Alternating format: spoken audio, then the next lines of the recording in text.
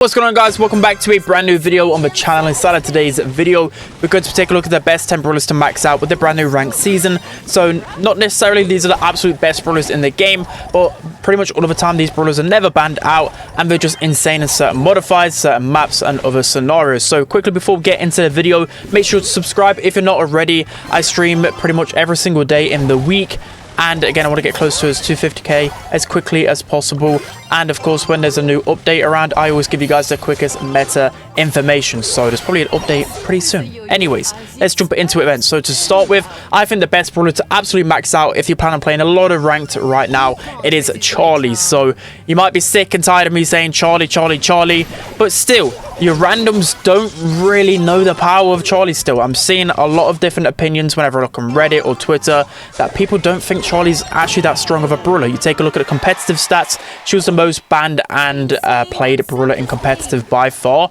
Again, when I've been playing ranked pretty much all day for the last few days, she's never been banned out, and she's an absolute carry pick. So you can literally pick Charlie everywhere. I'm seeing Charlie played in Knockout, Bounty. She's got really good surprising range. Again, I'm seeing her on maps like Hideout, for example, where you think sharpshooters would excel, but the Spider's gadget just allows for so much pressure. Even if you spam out all 4 Spider's gadget, as long as you've got lane control and you can maybe get a kill, it's just so free. Good thing about Charlie as well, that the modifiers don't really impact her too much. Those stick beats, for example, other tank counters get affected, but Charlie doesn't. The cocoon is just so strong, and like I said, she's never banned out, and she's easily one of the best brawlers in the game. So jumping into the next brawler, we must absolutely max out with the brand new ranked season. We have Belle. So you guys get sick and tired of me playing Belle on stream, but I always say how consistent this brawler is. I don't know how you can not have fun playing Belle. She's such a fun sharpshooter to play. She doesn't have like a cheesy gadget. She's super skillful, and she was the 4th most banned / played brawler with all the monthly finals going on last weekend. So going to show that pros really value her. And again, within ranked, pretty much no one ever bans Belle. You think of like Time Detonation, for example, people just ban like Piper, Nani, Angelo. So that's where Belle sneaks in, and people don't consider Belle like a toxic brawler, so they never ban her out. And she's secretly a really good carry pick. Like a lot of times, if I've got bad randoms, I go Belle. You know, for example, in Heist, Bounty, Knockout, any long range map, she's going to be the carry brawler. And of course, the good thing about her as well, she's got a hyper charge. I think secretly the hyper charge is a lot better than we might think, because it allows you to get so much pressure as soon as you pop it, get the speed boost, get the shield boost, and you just get an automatic free super hit from across the map. So I think Belle's super underrated, one of the best brawlers in the game easily. Okay, so jumping into the next brawler, we must absolutely max out with the brand new ranked season. I went with Rico. So I know what you might be thinking, Rico isn't like an absolute S tier brawler, but in the right hands, he's an absolute carry pick. So again, if you're playing with randoms, I would say in solo queue, then you need some carry brawlers, and Rico definitely is one of them. And there's multiple maps where, again, people just really underestimate Rico, and he can definitely slip through the bans. Like, I'm only thinking of one map where people ban Rico consistently, and that's Split, but everywhere else, Rico just escapes the ban phase, and he's really strong. So I feel like he's got a good map in near enough every single game mode. You take a look at Bounty, he's really strong in XL, one of the best picks there. You look at Brawl, he's insane on center stage, and he's insane on Pinball Dreams. On Gem Grab, I would say that he's really underrated on Rustic Arcade. On Heist, he's insane on Pit Stop. On Hot Zone, he's insane on Split. And then Knockout, he's insane on Belle's Rock. So there's always a map in every single game mode to play Rico. In terms of the modifiers as well, they don't really affect him too much. You know, sick beats isn't going to affect him. He's just going to get stronger if anything, because he's got no type of knockbacks within his kit, so that doesn't get removed from him. Bod ammo, that's actually going to help him because he's a really annoying brawler. He can constantly keep the opponents chipped, and Time Detonation he's not really going to be the best on. So overall, Rico's a fantastic pick. It was like in the top 25 in terms of most picked / banned brawlers in competitive, so he's a really valuable brawler within ranked. So now jumping into the next brawler, we must absolutely max out with the brand new season of ranked. We have a Gene. So you might be thinking, well, I have a clear bias towards Gene, but trust me, it's not just me that has the bias, it's the pros as well. He's within a top 7 in terms of most banned and picked within the last set of monthly finals. So going to show how he's just shining with pro players right now. And even though he literally received the tiniest of buffs ever, like a 4% attack damage buff, 4% gadget buff, but I just think the meta around him has just really helped him out, and I just think that maps really complement him really well. So the main reason why he's going to be so good as well, because in sick beats, most of the kind of stuns and knockbacks don't work, but Jean's pull still works in sick beats, so that's a really good brawler to go there. And bobbed ammo, Jean's one of the best brawlers for sure, because you can just keep them chipped, keep that poison kind of damage going. He's really underrated in bobbed ammo. Time detonation, he's actually really underrated on as well, because you constantly have the map fully open, so you can just keep the opponents chipped, and then they're forced to retreat all the way to the back of the map, giving you complete control of the map overall. My win rate with Jean in time detonation is sky high, and of course you can always hit his gadget in time detonation. And then again, you take a look at the map pool, and it's just brilliant with Jean. You can't really play him too much in other game modes like Brawl and Gem Grab, but you can really excel with Jean in bounty and knockout in particular, especially with some cheesy strategies going on, and like hideout for example, New Horizon. There's just multiple maps where you need to pick Jean.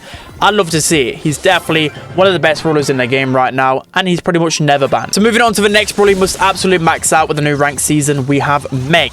So you probably hear me say this for months now, how underrated Meg is in the meta, and finally she's starting to push herself right up into the A tier, maybe even borderline S tier. I know what you're thinking straight away. Well, Meg, she deals 0 damage. Well, that's where you're going wrong with Meg. You're not really going in for the kills most of the time. The reason why you use Meg is literally because of how much HP she has, how much of a hard kill she is, and she can force the opponents all the way back into spawn, and pretty much most of the time pressure wins your games. So that's just how the pros abuse her, because she's like the most pick/ban brawler in the top 10 in the monthly finals last weekend. Go and show the pros value her. I value her a lot in ranked. I never see her banned whatsoever, but in bounty and knockout, pretty much go her all the time. She counters pretty much every single sharpshooter in the game right now, and she also counters brawlers like Jean, because you can actually just put on the toolbox gadget, so Jean can't get a free pull on you, so good counter in that sense. Also, time detonation, as I mentioned, she's just insane on that modifier, so already really good there. Sick beats, she gets better with.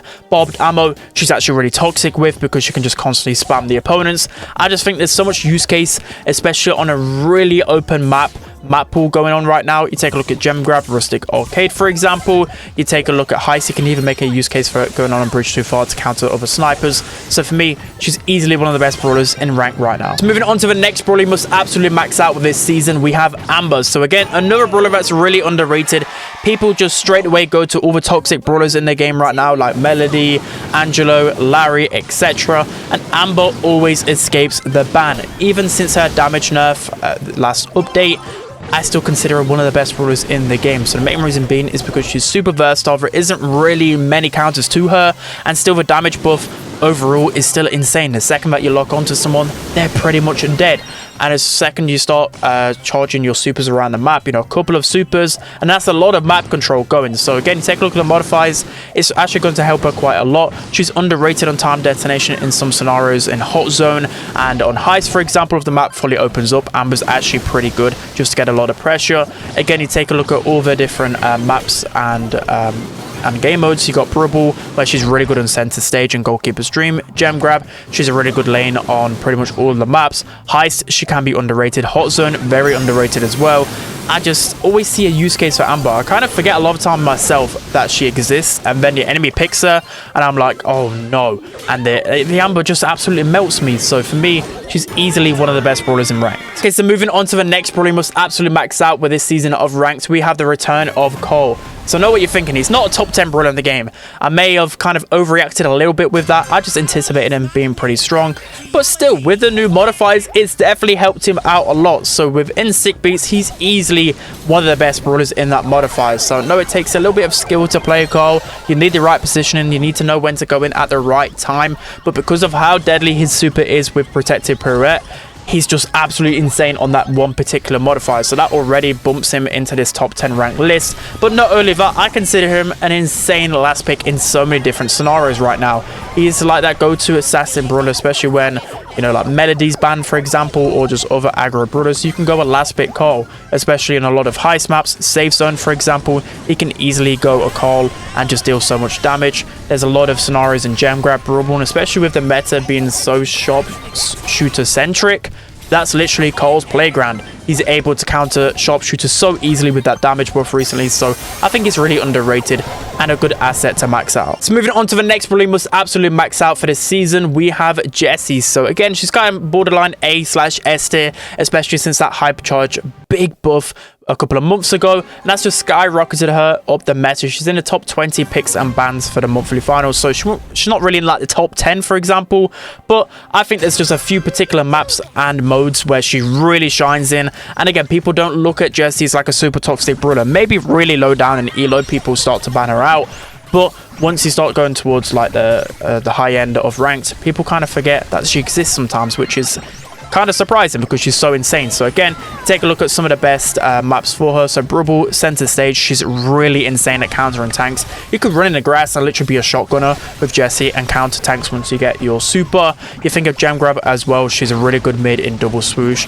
and pretty decent at Minecart Madness. You've got Heist as well, where she can be really underrated in maps like Safe Zone and Bridge Too Far. You've also got Hot Zone, which is by far her best game mode. Literally every single Hot Zone map, she's going to be able to get a lot of pressure. And the best thing about it is literally, like I said, the hypercharge buff. It might not even be the fact that, you know, she spawns a 10k HP turret. It's the fact that you get this speed boost and you just allow to, you can apply a lot more pressure, especially when hypercharge isn't really like the best thing in the game right now. But being able to cycle through those hypercharges and get the speed boost, change the game with the interactions with the stat boost, it just allows it to be a lot better. So moving into the next brawler who's really strong in this ranked season, and you must max him out, it is Buster. So I'd say that he's by far the most underrated brawler on this list. People don't know the true power of Buster. I'd say he's borderline S-tier brawler right now in the meta. So incredibly strong. The pros value him so highly. Every time I'm watching a scrim or watching competitive, Buster seems to get into the game every single time. And he was like the 12th most banned and played brawler within competitive. So it just goes to show how strong he is. In ranked as well, if anything, he just gets a little bit better with the modifiers. Time detonation is not going to help him out, but sick beats, bobbed ammo doesn't really impact him too much. But the power of Buster comes when you've got good randoms. Unfortunately, randoms won't know to, you know, like camp with you so you can build up your super and then push. So unfortunately, at the lower ranks, he's not going to be the strongest, but once you start to go up the ranks, people know how to play with Buster. You can pair a Jean with it, a Piper, just anything with it, and push forward with the super once you get it. It's insane. So it's mainly dependent on the map pool. So in some particular maps like Hideout and Excel and Bounty, he's really strong in. Center stage, Goalkeeper's Dream, again, he can get so much pressure, and the gadget just equals a kill every single time. You think of Knockout as well. You think of maps like New Horizon. Literally, he's the best brawler on New Horizon because you can just sit in a corner with a thrower, with a Jean or something, and then once you get your super, wait till the end game, and it's just literally a free win every single time. Buster's so underrated.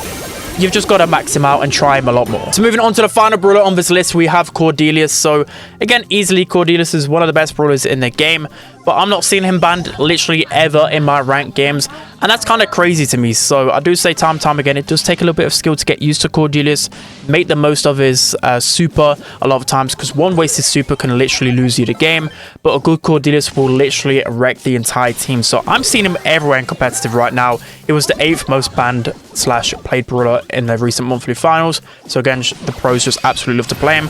And again, I'm surprised how often they picked him.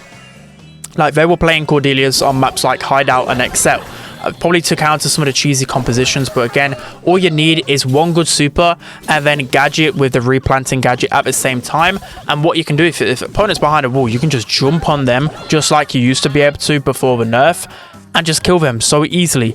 And again, he's just such a good shutdown brawler. He's really good at countering all the aggro brawlers, good at countering throwers, and he's just going to be the difference maker. A good Cordelius will apply so much pressure, and it will take so long for the opponents to actually take you down. So that's going to be it for today's video, guys. I hope you enjoyed this one, and I like these type of videos because especially when I play so much ranked, I just notice there's so many brawlers that people don't ban, and then I get to pick them and I just win every single time because people just don't understand how strong they are in ranked right now. So that's going to be it. Hope you guys enjoyed it. Don't forget to like, comment, and subscribe, and I'll see you guys next time.